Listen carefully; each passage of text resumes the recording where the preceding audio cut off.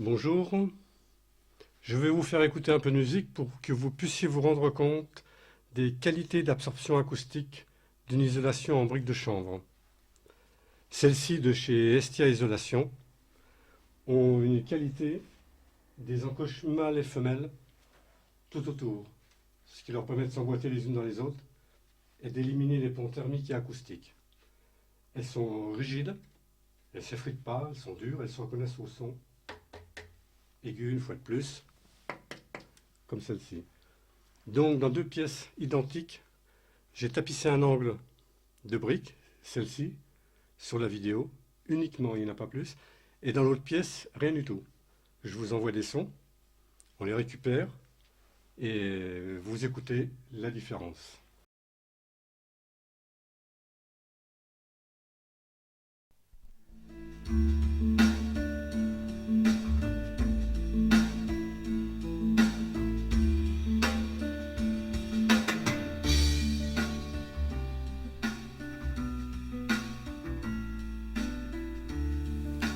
À gauche, la pièce isolée. À droite, la pièce qui n'est pas isolée.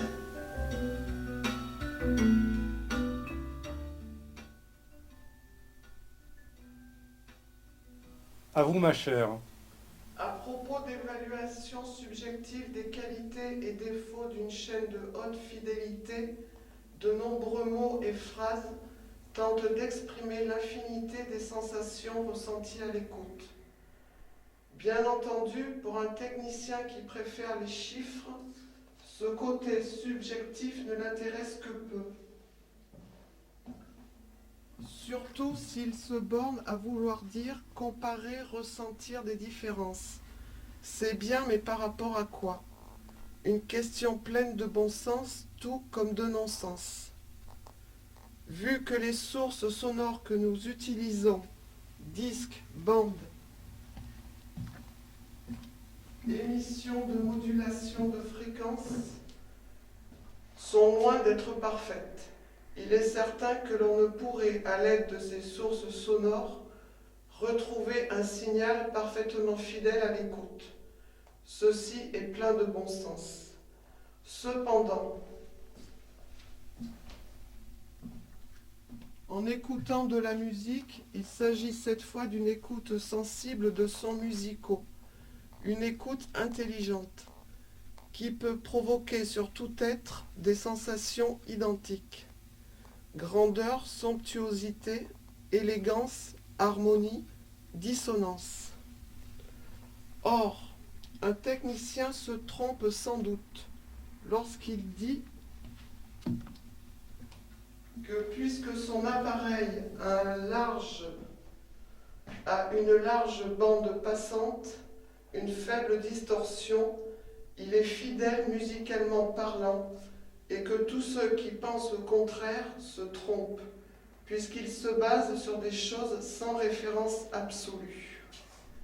Cependant, lorsque l'on fait la comparaison de 10 amplificateurs fabriqués par 10 constructeurs sérieux, il est évident que chacun dira que le sien est le meilleur et le plus naturel.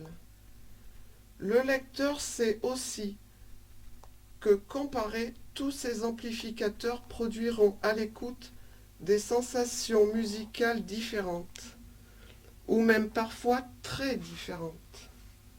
L'important est de reconnaître entre ces amplificateurs des différences nettes d'expression sonore, même s'il n'existe pas de référence de base. Ainsi, on peut reconnaître des effets de dureté, de voile, de modification de dynamique, de différence de punch, etc., etc., etc.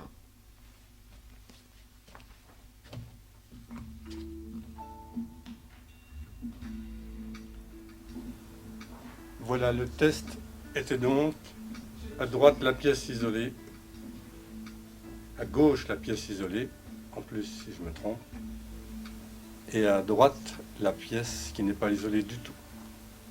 Merci de votre attention.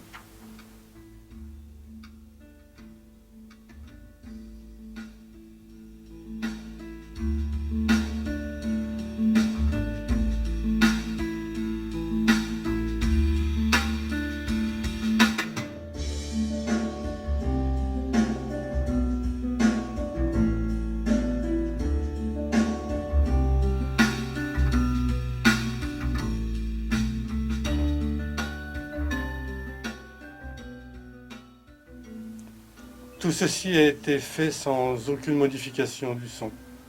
Il est direct, pas de correcteur, pas de compresseur, rien du tout.